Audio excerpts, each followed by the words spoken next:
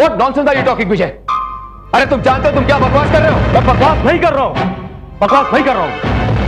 मैंने बहुत यकीन और बहुत विश्वास से आपको ये केस दिया, आपकी मुंह मांगी कीमत दी मैंने, और आप, अरे आपने कोर्ट में जज के सामने मुंह कर दिया, और सामने वाला वकील नहीं है, तुम्हारा भाई।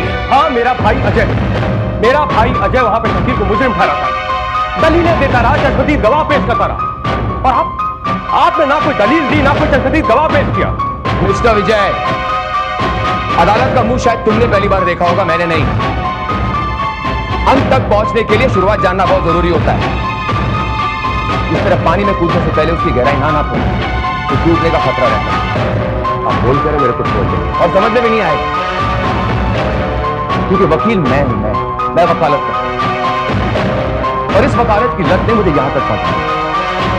और इस वकील की दलील कानून के गले में कब ठीक बन के चुभेगी नहीं, तुम्हें इस बात का अंदाजा नहीं है मिस्टर विजय, क्योंकि हमें केस की तह तक पहुंचना पड़ता है। लेकिन फिर भी तुम्हें यह लगता है कि मेरी फीस देकर तुमने मुझे खरीद लिया है, तो फाइन, अपने पैसे वापस ले लो और किसी और काबिल वकील को हायर करो। तो मेरा कहने का यह मतलब है, प्लीज आप मेरी बात को समझने की कोशिश कीजिए। विजय, मैं तुम्हारी बात समझ रहा हूं, तो इस वक्त तुम जिस मानसिक स्थिति में हो, तुम्हारी जगह कोई और होता वो भी इसी तरह लिया। एक मिनट, या हाँ गुप्ता बोल। अच्छा, प्रमोद कश्यप का एड्रेस मिल गया? बता। Okay, alright, okay, thank you. Vijay, तुम्हें इसी वक्त मेरे साथ चलना होगा और जैसा मैं कहूं बिल्कुल वैसा ही करना।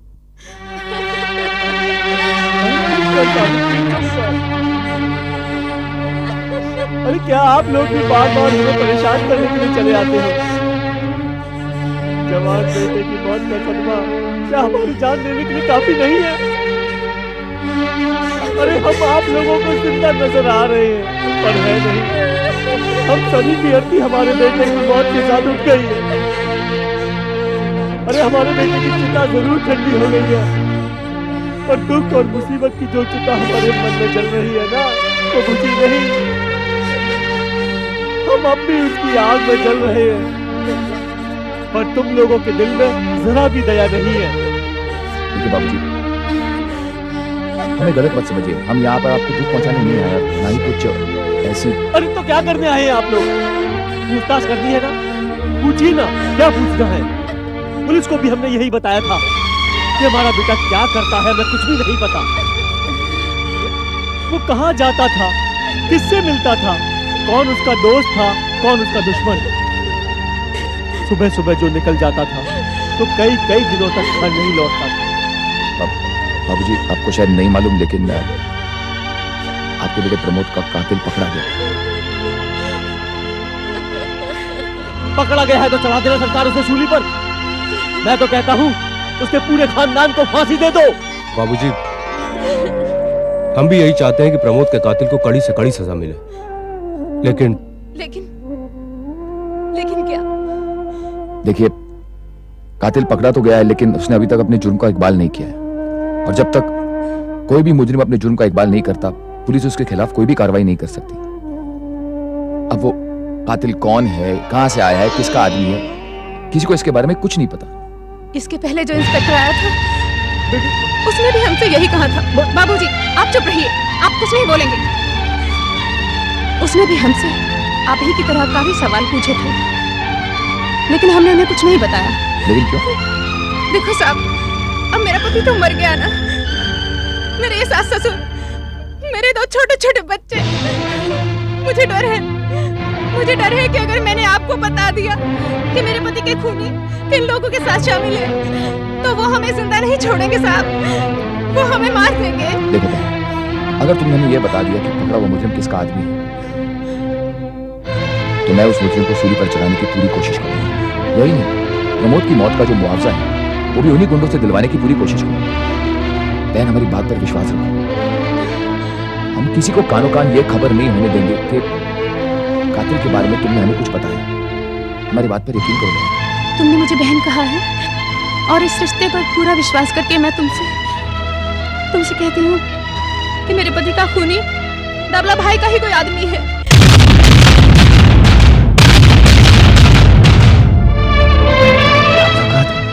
हाँ हाँ, वही डाबला भाई जो क्लब चलाता है।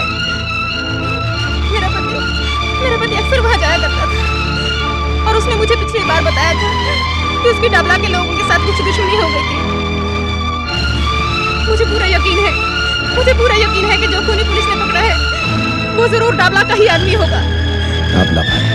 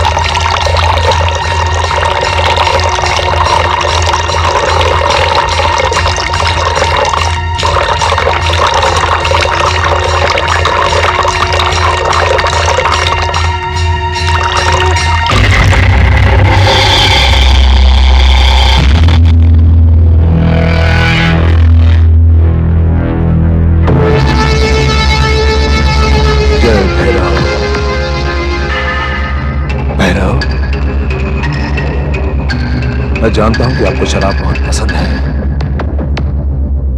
इसीलिए मैं रोज आपका शराब चढ़ाता हूं। भैरव, शराब चढ़ती जरूर है, लेकिन शराब को शराब नहीं चढ़ती।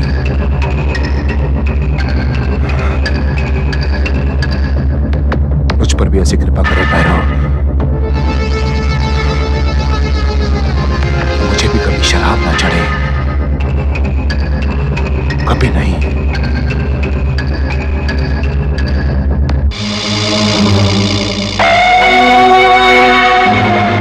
भैरवी शमशान की राख है।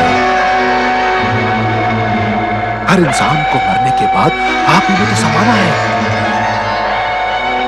ये राख बन जाना है। लेकिन भैरव, मैं मरना नहीं चाहता, मैं राख नहीं बनना चाहता, इसलिए मैं आपकी पूजा करता हूं। आपने तो मुझे सब कुछ दिया, मान, सम्मान, इज्जत, दौलत, शोहरत, सब कुछ।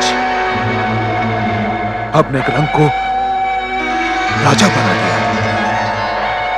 कल के छोकरे को आज का डाबला भाई बनाया। भैरव,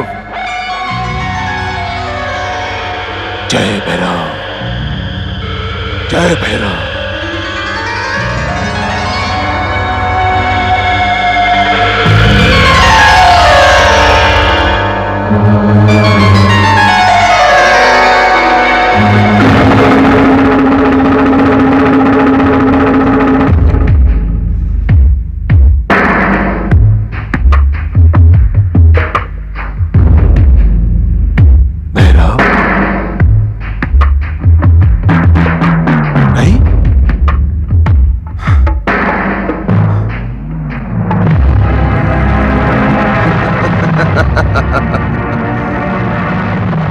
जय भैरव,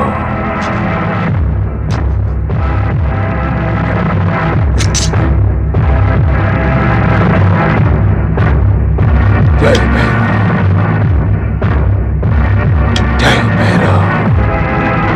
जय भैरव,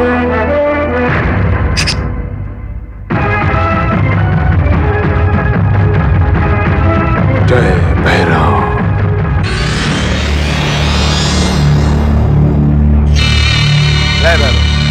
जय भैरव।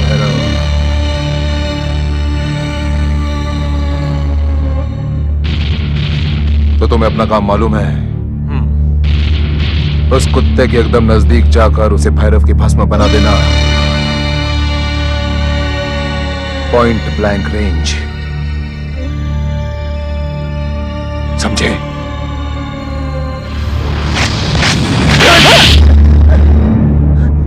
पायलट की भस्म को साफ करता दो। अरे यही भस्म तुझे कामयाब बनाएगी। इस भस्म को साफ नहीं करना कभी।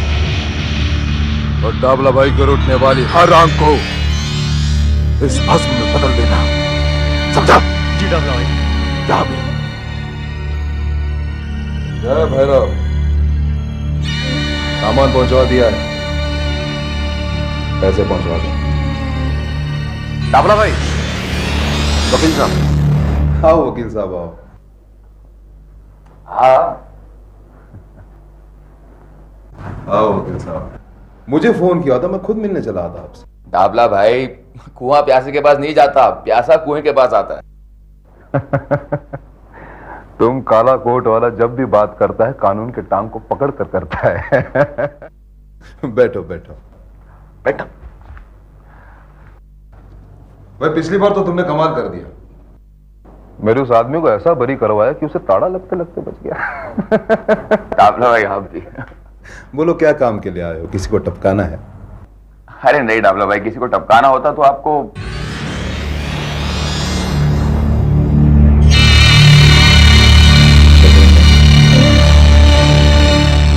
ये विजय चौधरी,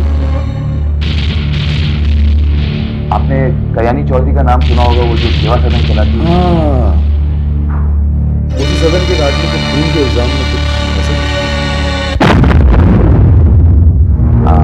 क्या है ना डाबला भाई, वो शकील अहमद जो आदमी पकड़ा गया ना, दरअसल वो बेचारा बेगुनाह है। तो क्या है, वो तो बेचारा ऐसे ही मौका वारदात पर पहुंच गया। ये खून आप क्या?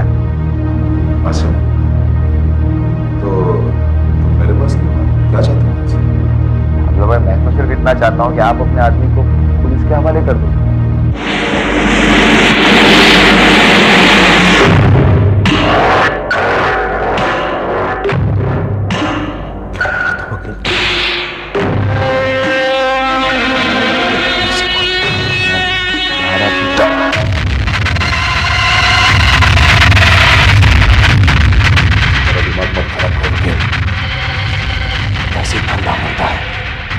पुलिस इस बीच मेरे आदमी को फंसा दे, इसमें तेरा क्या फायदा है? अब क्या है ना डाबला भाई, मेरा डायरेक्टली कोई फायदा नहीं है, लेकिन क्या है ये विजय चौधरी अपने रिश्ते में है। अब इस सारे हादसे से इसकी मां को इतना सदमा पहुंचा है और बदनामी हुई है, तो मैं चाहता था कि सोचेगा सोचेगा।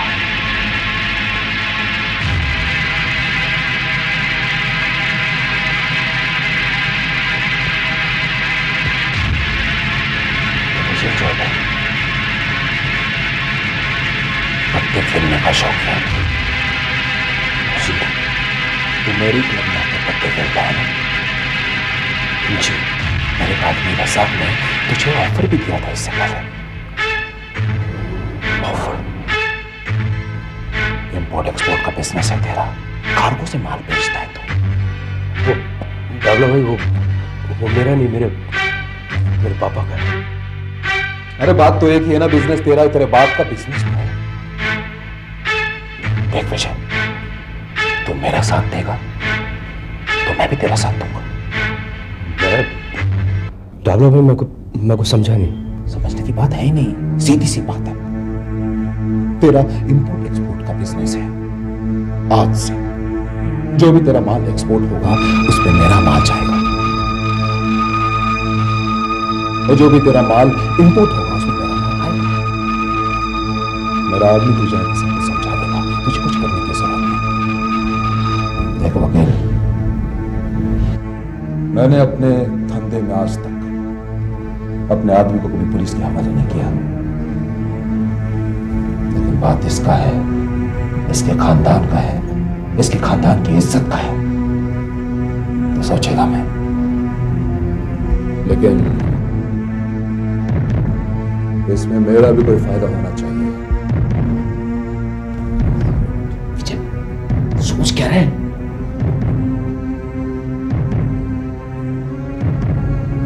विजय,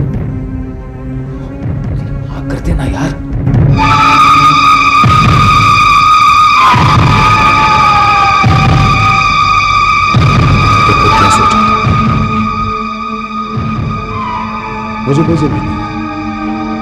तुम घर जाओ, आराम से बैठकर सोचो, फिर मेरे पास आओ। क्या हुआ भाई?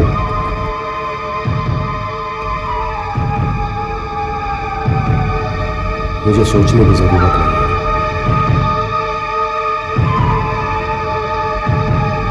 मुझे आपका ये ऑफर मंजूर है।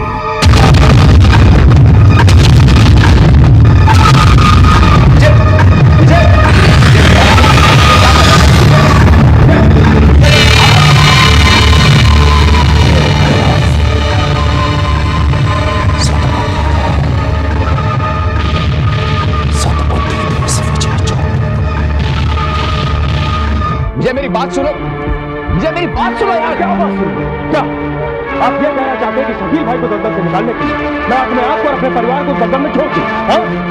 देखो विजय, बेवकूफी की बातें मत करो। अरे जज्बातों में बहकर सच्चाई से दूर मत भागो। जरा सोचो, अगर शकील बाइज्जत बरी नहीं हुआ तो माँ का क्या होगा, तुम्हारे परिवार का क्या होगा, कल्याणी सदन का क्या होगा? लेकिन इसका ये मतलब तो नहीं है कि मैं...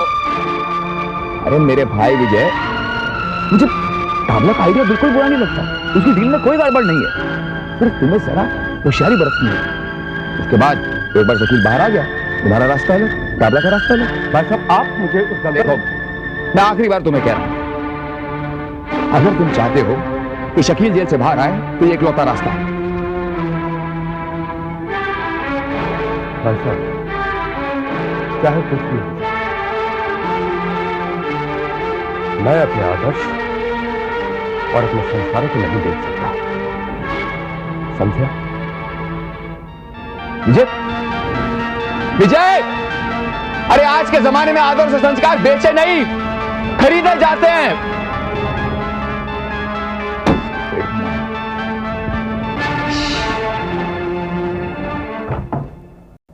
कल्याणी, तुम इसी तरह अंदर अंदर घुटती रहोगी और पल पल परेशान होती रहोगी तो अपने आप को बीमार कर दोगी। जानती हूं, पर कभी कभी मन बहुत उदास होता है, चारों तरफ अंधेरा नजर आता है। ये नेचुरल है कल्याणी, इसमें तुम्हारा कोई दोष नहीं है। नेगेटिव थिंकिंग को हमेशा दिमाग में नहीं रखना चाहिए। अंधेरे के बाद उजाला आता है और रात के बाद दिन। और शकील का जो वकील है ना, वो काफी काबिल आदमी है, उसने आज तक एक भी केस नहीं हारा। मेरी चिंता का वो भी एक कारण है, उसने आज तक एक भी सच्चा केस हाथ में नहीं लिया, हमेशा झूठा मुकदमा उसने। तुम्हारे लिए तो अच्छा ही है ना, अगर झूठा मुकदमा सच्चा साबित करके वो मुजरिम को छुड़ा सकता है तो शकील तो निर्दोष है ही, उसे छुड़ाने में दिक्कत नहीं होनी चाहिए। पर पहली हियरिंग में तो वो कुछ नहीं कर सका। देखो कल्याणी, उसने अगर ये केस हाथ में लिया है तो कब क्या कहना है वही बेहतर जानता है। इस मुश्किल से छुटकारा पाने के लिए तुम जितना कुछ कर सकती हो तुमने किया। ऊपर वाले पर भरोसा करो, सब ठीक हो जाएगा।